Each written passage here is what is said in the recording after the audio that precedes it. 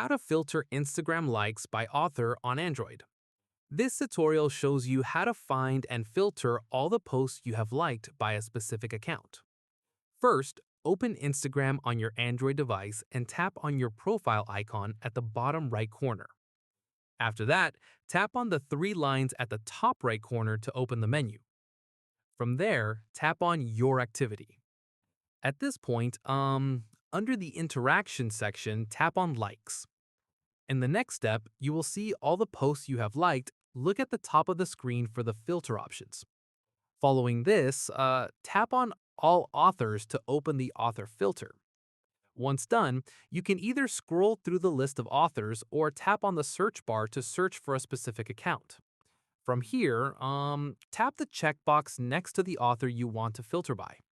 Finally, tap Apply and you will now see only the liked posts from that selected author. And that's it. If this Instagram guide helped you filter your likes by author, give it a like, subscribe for more Instagram tutorials, and tap the bell icon for updates. See you in the next one.